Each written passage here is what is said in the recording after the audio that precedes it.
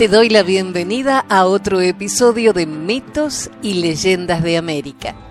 Soy Jenny de Bernardo, tu anfitriona. Y hoy iniciamos un viaje fascinante a través de las historias, mitos y tradiciones de Lambayeque, Perú. Nos adentraremos en las páginas del libro Mitos, Leyendas y Tradiciones Lambayecanas del médico y escritor Augusto León Barandiarán. Prepárate para descubrir relatos ancestrales que han sido transmitidos de generación en generación. Acompáñame en este viaje lleno de misterio y encanto.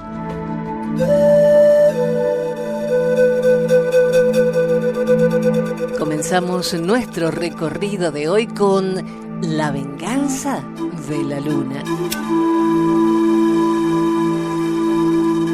La luna se había enamorado de un indio mochica noble que era un hechicero, para lo cual se convirtió en mujer, pero fue desdeñada por él, a pesar de los constantes requerimientos de aquella, debido a que él quería dedicarse por entero a las actividades de su oficio.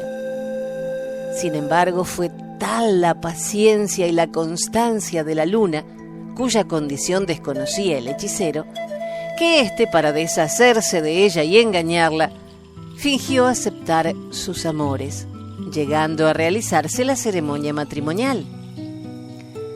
Para sancionar el acto, como era de ritual, se colocó entre ambos novios una vasija nueva de barro conteniendo harina de maíz.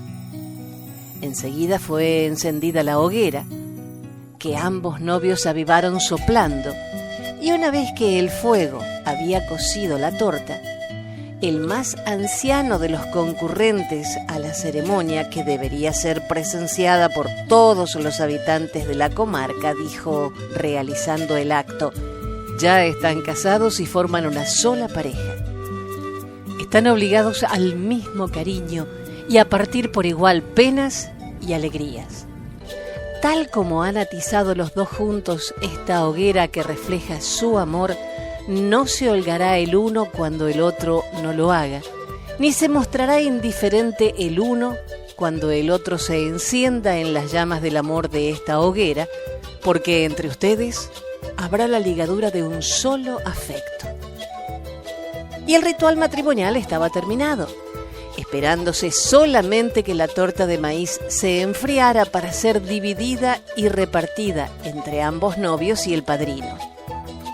Pero, como quiera que el hechicero mochica había asistido al acto con el deliberado propósito de no cumplirlo, hizo que la torta conservara su calor y que no pudiera ser repartida, por cuyo inconveniente el matrimonio en realidad no tenía la legalidad requerida.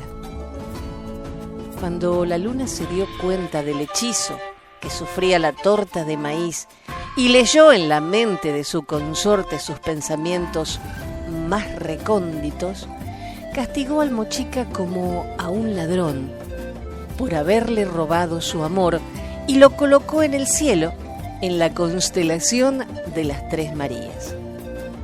De las tres estrellas que forman esta constelación, la del medio representa al hechicero mochica, a quien la luna, para poder castigar, hizo prender por las otras dos estrellas, las de los extremos, las cuales no lo dejan escapar. Pero, previendo que pudiera evadirse, colocó 4 guardianes más, que son las otras 4 estrellas, las que se encuentran al sur de dicha constelación y que en realidad son 4 buitres con la misión de devorar al desgraciado hechicero en caso de que pudiera evadirse de sus guardianes. Estas 7 estrellas fueron colocadas en el firmamento por la luna, que escribió así permanentemente este suceso en el cielo, para que se tuviera un constante recuerdo del hecho, algo así como un código penal eterno que perpetuara el robo y simbolizara el castigo. Y desde entonces nunca más la luna se convirtió en mujer, y desde entonces nunca más la luna se volvió a enamorar. Y desde entonces, la luna se tornó en perseguidora de ladrones y en castigadora de malhechores.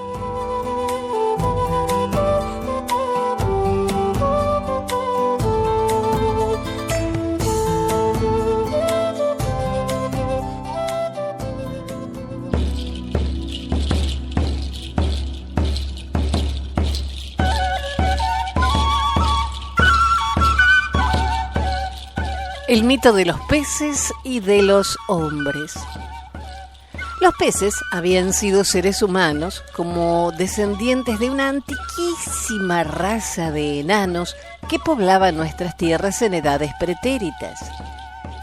Vivían en ciudades lacustres, solo se alimentaban de pescado, reverenciaban al mar, sus tormentas, sus arenas y sus conchas. Mitigaban su sed con la sangre de los peces y solo salían de sus moradas cuando el sol había desaparecido del horizonte. Las noches de luna eran de duelo para ellos, y cuando más oscuro estaba el cielo y se tornaba amenazante el mar, solían efectuar sus fiestas y sus ritos. Consistían unas y otros especialmente en sacrificios ofrecidos a su dios principal, el róbalo, al cual reverenciaban y respetaban, llegando a tal extremo su temor por ese dios que bastaba con que alguno lo viera a la distancia para que fuera exterminado inmediatamente, de conformidad con la usanza ancestral que establecía que mirar al dios era tomar algo de él y hacerse superior a los demás hombres. Y así pasaron los tiempos y corrieron las edades, se formaron nuevos rumbos y nacieron otras civilizaciones, hasta que el sol tomó posesión del cielo y ordenó a los hombres peces que se calentaran con el fuego que él ofrecía, que habitaran las tierras, se alimentaran de sus productos y que bebieran de sus aguas. El sol llegó a ellos tomando la apariencia de una ballena, pero los primitivos hombres peces no solo despreciaron sus mandatos, sino que hasta lo persiguieron, negándose a reconocer su potestad y su fuerza. Entonces, el Padre Sol, el poderoso hacedor, el dueño de los mundos, destruyó sus viviendas y los convirtió en peces, condenándolos a morir cuando fueran calentados por su calor o cuando vieran la luz de la luna o las estrellas, por no haber querido aceptar la nueva ley de las esferas. Por eso, y desde aquella época, los peces mueren al ser sacados de las aguas.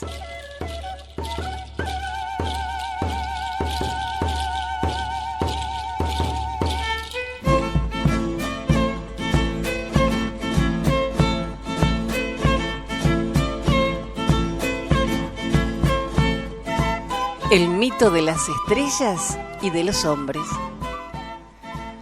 Los antiguos mochicas se creían descendientes de 4 estrellas primitivas, o sea, de 2 parejas matrimoniales de astros que habían procreado a todos los mundos. Era cuestión fuera de duda para los primeros mochicas que todo lo celestial tenía un exacto duplicado terreno. El aforismo cabalístico de así como es arriba es abajo era para ellos un artículo de fe religiosa. En lo que respecta a sus creencias sobre los astros, eran primitivas y restringidas. Así, por ejemplo, la luna era más poderosa que el sol y también más útil, ya que se dejaba ver de noche y porque despejaba las tinieblas. Y se dejaba ver de noche especialmente para perseguir a los ladrones y castigarlos, puesto que era el vicio del robo el que ella más aborrecía. En segundo lugar, veneraban al planeta Venus, a Sirio y a la constelación de las Pléyades o 7 cabritos, que según sus creencias eran la autora y creadora de todo el ganado cabrío, vigilando y cuidando del mejor desarrollo y conservación de los rebaños. Aquella doble pareja estelar, autora de todos los humanos, parece que estaba constituida por las estrellas de las constelaciones del Can Mayor y del Pescado Austral. Las dos estrellas más grandes y brillantes dieron origen a los nobles, a los principales, a los más inteligentes de los mochicas, mientras que de las otras dos estrellas, las más pálidas y pequeñas, procedieron los humildes, los tontos y los plebeyos. Por esto solo los nobles podían desempeñar las más elevadas funciones del Estado, puesto que eran del mejor linaje celeste y estaban protegidos evidentemente por sus progenitores del cielo, estándoles reservado a los de la clase inferior, de acuerdo también con su origen, los cargos, oficios y menesteres de menor importancia. ¿Cómo podría desempeñar, por ejemplo, el cargo de adivino o sacerdote público un mochica que no tuviera a su favor un origen importante? En caso contrario, no existía la garantía nacional, la fe pública, ya que pesando sobre ellos la responsabilidad del pueblo y la vida propia del Estado, bien fuera en lo que respecta a las calamidades, a las enfermedades, a las guerras, al hambre y a los triunfos, y estando por su propio origen y descendencia amparados por sus padres del cielo, no debieran equivocarse nunca.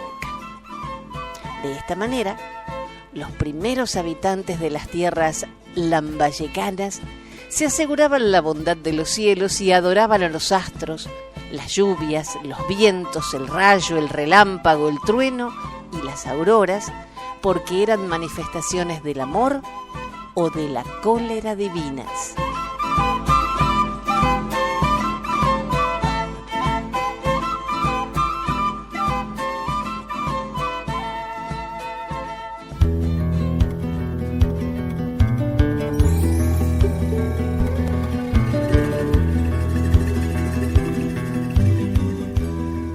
Para esta leyenda, el sol fue un brujo, el más sabio, el más poderoso y el más completo de todos.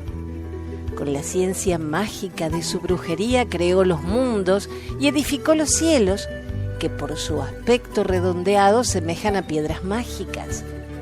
El mar, a la mesa del sacrificio. Los astros, las diferentes clases de imanes. Las culebras maceradas, los cometas, las hierbas del cocimiento y el sopor que producen representan la noche, y la macana, la vara mágica del poder.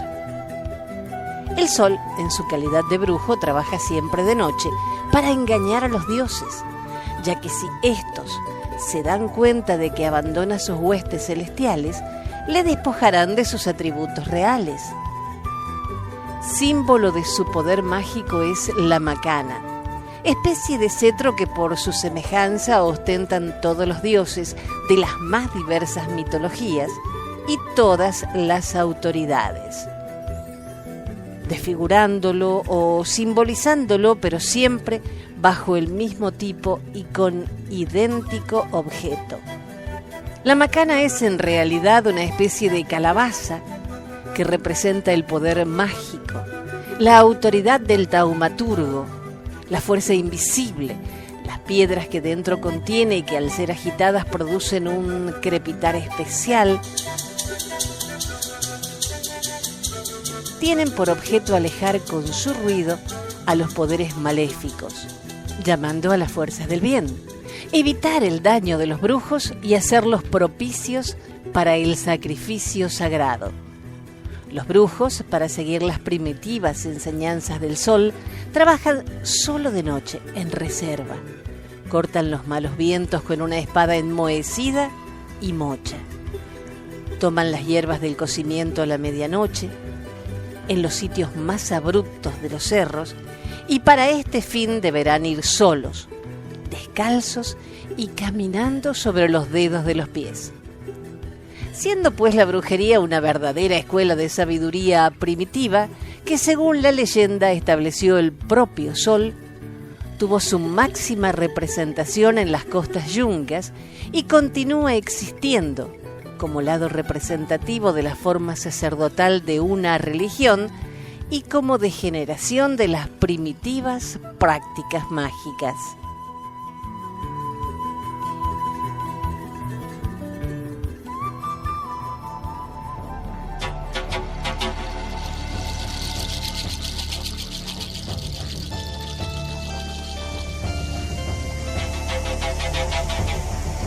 En el lindero entre Lambayeque y Cajamarca existe un cerro aislado y abrupto, célebre por la furia de sus vientos que casi lo hacen inaccesible y porque la leyenda lo ha hecho asiento de una laguna misteriosa donde habita una serpiente de plata. Antes de que el Sol fuera dueño de las esferas, señor de los espacios y amo de los cielos, era un simple mortal, casado con su hermana la Luna, ser humano como él. Cuando ambos consortes recorrían los mundos, tratando de encontrar un lugar que les sirviera de albergue y un sitio que pudieran convertir en hogar permanente, llegaron a la cima de aquel cerro que era bello, tranquilo, alegre y accesible, y encantados de la paz que se disfrutaba en él, se establecieron allí. La Luna, aun cuando era un ser femenino, no disponía de los lujos ni de las necesidades de la moda o de la apariencia, y por lo mismo no conocía espejos, collares, pulseras, afeites o pinturas, y el matrimonio vivía feliz y dichoso. Pero una mañana en que la Luna se bañaba en la laguna, que en lo más alto de aquel cerro existía, un bejuco de color verde pálido le rodeó el cuello, y las hojas azules, rojas y violetas de la milla de los 7 colores le cubrieron la cara. Tranquilizada la superficie de las aguas, la Luna se miró a sí misma, convirtiendo aquella laguna en el primer espejo de la humanidad. Se vio bella, adornada con el primer collar y las primeras pinturas de la mujer, y enamorándose de sí misma, se negó a abandonar la laguna, a pesar de los requerimientos del Sol, su esposo. Ante las constantes negativas de la consorte, el marido, poniendo en práctica sus artes mágicas, procedió al encantamiento del cerro y de sus contornos, e hizo que sus aguas tranquilas se volvieran bravas para que no reflejaran más ninguna faz en su superficie, y para que, rompiéndose el encantamiento, su esposa volviera a su poder. Hizo que el bejuco se convirtiera en serpiente de plata, a la cual dio el encargo de velar y cuidar del agua de la laguna. Hizo que la planta que adornó los labios y las mejillas de la Luna fuera desde entonces la yerba de los magos o de los brujos, y que tuviera los 7 colores, puesto que se los había dado a la Luna. Y por último, gritó estentóreamente para que los demás seres no turbaran el reposo de su hogar y para que otros dioses no pretendieran arrebatarle sus encantos. Desde entonces, las aguas de aquella laguna se volvieron bravas. En sus orillas y rodeándola nació y creció la milla de los 7 colores, como una prueba palpable de que ese lugar pertenecía a la familia del Sol. Fue creada la serpiente de plata para que vigilara su hogar, y por último hizo que sus gritos se convirtieran en vientos rápidos y aires vertiginosos.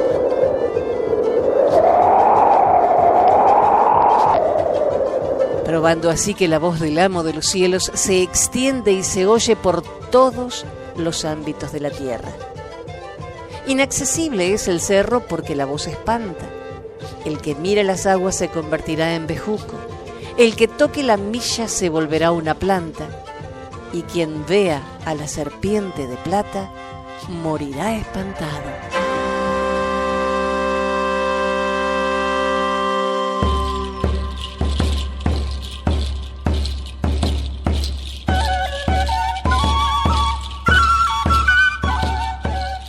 Naimlap, fundador de Lambayeque y su primer soberano, desembarcó en época desconocida, viniendo probablemente de Centroamérica, en la desembocadura del actual río de Lambayeque, llamado antiguamente Fuquillanga. A cosa de una legua de este lugar construyó su primer templo, llamado Chot, que es actualmente la Huaca Chotuna, situada en las inmediaciones del sitio que hoy es conocido con el nombre de Lambayeque Viejo, en lo que ahora es terreno de la hacienda Bodegones. El guerrero trajo consigo y colocó en el mencionado templo un ídolo que representaba la imagen del jefe, hecho de una sola piedra verde, que la leyenda ve como esmeralda, a la cual llaman Yampayek, que quiere decir estatua o efigie de Naimlap, porque en realidad tenía el aspecto, tamaño y atributos de aquel guerrero. El mito establece que Naimlap, a fin de que se siguiera creyendo en su existencia y en su poder divino, se enterró en la Huaca Chotuna junto con su propia efigie. Quiso de esta manera el jefe mochica que su recuerdo no desapareciera, suponiendo que la estatua de Esmeralda le daría la oportunidad de continuar gobernando a su pueblo y que por este medio se vivificaría eternamente su memoria. Poco después de su muerte, sus numerosos descendientes, para hacer creer a los súbditos que el soberano era inmortal, esparcieron las voces que él, por su propia voluntad, se había dado alas y, elevándose al cielo, continuaba normalmente su gobierno, convirtiéndose así como en todas las mitologías, de hombre en semidios. Con el fin de hacer aún más real esta creencia, que viene a ser el primer secreto de Estado en la historia de las tierras yungas, los familiares de Naimlap se repartieron por todas direcciones, con el objeto, según dijeron, de buscar el cuerpo de su jefe desaparecido tan misteriosamente. La leyenda dice que actualmente, todas las noches, a las 12 en punto, se oye el canto raro y estridente de un gallo. Se deja oír una música especial como si fueran trompetas y se ve una deslumbrante fogata de color verde en la parte más alta de la huaca. Es la leyenda del gallo encantado, la campana de oro y el cerro que arde, la cual se descompone así. El gallo llama a los hombres a la guerra, es el clarín del combate. Las trompetas anuncian el final de la batalla, es el triunfo. Y el resplandor verde proclama la hazaña del guerrero, puesto que es el propio Naimlap dentro de la estatua de Esmeralda que alumbra con el poder del héroe todos los contornos, como tea que simboliza su conquista, para orientarlos en la lucha y para perpetuar el recuerdo de su gloria. El hijo mayor de Naimlap, Sium, siguiendo la tradición real, se encerró en el subterráneo de la Huaca Chotuna y, conservando el ídolo de su padre al lado, se dejó morir de hambre, no solo para ocultar su muerte al pueblo, sino también para hacer creer que su raza era inmortal. Entre los sucesores directos de Naimlap, llegamos al último de la dinastía, a Tempelliek, en quien termina definitivamente la sucesión debido al hecho siguiente. Tempelliek, siendo el 12º descendiente en línea directa, pretendió variar el lugar de ocupación del ídolo que se venía venerando en la Huaca Chotuna o Templo de Chot, y lo trasladó a la Huaca de Cioternic, que se llama ahora la Huaca de la Cruz, y que desempeñaba las funciones de palacio, ya que Naimlap había separado formalmente la política de la religión. Tempelliek, al realizar tal hecho, rompió la tradición dinástica y mutiló la leyenda heroica. Poco después de su realización recibió un insólito aviso, pues se le apareció un demonio bajo la forma de una bella mujer, tratando de seducirlo y de calmar sus temores y recelos. Y una vez que se hubo consumado el atentado, sobrevino el castigo y la desgracia. En efecto, comenzó a llover ininterrumpidamente por espacio de una luna, lo que trajo como consecuencia la inundación de las ciudades, la destrucción de los caminos, la pérdida de las cosechas, la muerte de los animales y la huida de los hombres, a lo que naturalmente siguió un año de la más completa esterilidad, sequía y hambruna. Todo era desolación, miseria y desgracia, y sobre el primitivo estado mochica cayó la cólera del cielo. Los sacerdotes del templo de Chot, guardadores de la fe religiosa, y los guerreros, habitantes del palacio de Cioternic, cuidadores de la tradición política, considerando que el soberano Tempeliec, debido a su comercio carnal con el demonio y al hecho de haber roto la costumbre, quebrantando la fe y desobedeciendo la ley, era el responsable directo del desastre que había caído sobre el pueblo. Se sublevaron contra su autoridad y, atándole de pies y manos en procesión pública, lo arrojaron al mar. Y así, trágicamente, terminó la dinastía de Naim-Lap, fundador y primer soberano de Lambayeque, a pesar de los ruegos de Tempeliec a Xtlán, el dios sol de la mitología mochica.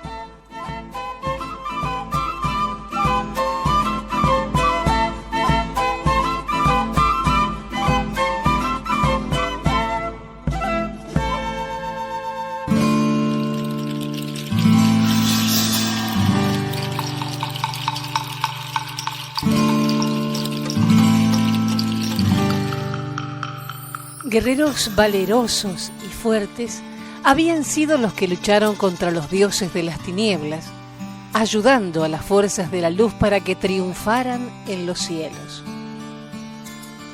Una vez terminada la lucha, pidieron permiso a los dioses para labrar sus tierras, reparar su hacienda, procurar su adelanto y resarcirse de las pérdidas ocasionadas por una lucha tan larga. Pero el dios de la guerra consideró ese pedido egoísta como signo de debilidad y como prueba de cansancio, y maldiciendo a la tribu de los guerreros le dijo: nunca más serán mis guerreros. Se convertirán en plantas fijas en la tierra para que sufran eternamente los rigores de los tiempos. Pero en recuerdo a su pasado valor, a su antiguo coraje y a su número, yo los convertiré en plantas, con estos distintivos honoríficos. Sus hojas terminarán en punta, cual si fuesen flechas. Sus tallos semejarán arcos por lo largos, y sus frutos aparecerán pequeños y abundantes como piedras, cuando estén separados, y cuando juntos semejarán masas. El tallo y las hojas servirán de alimento a los animales y el fruto a los hombres. No merecen ser dioses. Pero Dios, hombre también, el más sabio, el más grande y el más perfecto de todos, tuvo hambre. En aquellos tiempos el tallo, las hojas, las raíces y el fruto del maíz eran totalmente verdes. Y nadie hasta entonces, animales u hombres, habían probado sus productos porque era una planta maldita y necesitaba, para purificarse, que un Dios la redimiera del pecado. Y el sol bajó a la tierra en busca de alimento y tomó una mazorca de maíz, a cuyo contacto del fruto y todo el árbol tomaron el color del sol. El Padre Sol comió del grano de maíz y lo bendijo diciendo: planta sagrada que me alimentaste, yo te otorgo el derecho de ostentar mi propio color y de servir de alimento a otros dioses y a los hombres. Aquellos a quienes sirvas de sustento se comerán a su Dios y se sentirán como Él. Desde entonces el grano de maíz cuando madura se vuelve amarillo, porque toma el cuerpo del propio sol. En él vive el Dios y con él se alimenta. Y los hombres, al comerlo, saben que se sustentan con el propio cuerpo de su Dios, por cuyo hecho Él les dará la vida eterna. Por eso la chicha de maíz se consideró como el licor sagrado, siendo usada en las ceremonias religiosas y políticas de mayor importancia.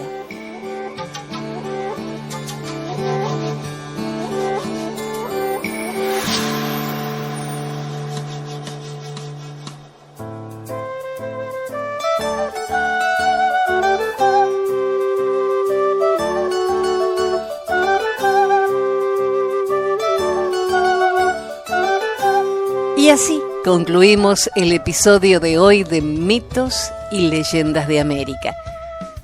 Espero que hayas disfrutado de estas maravillosas historias lambayecanas, tanto como yo. No olvides seguirnos en nuestras redes sociales para más contenidos y actualizaciones. Gracias por escuchar y nos encontramos en el próximo episodio con más mitos y leyendas fascinantes. Hasta la próxima.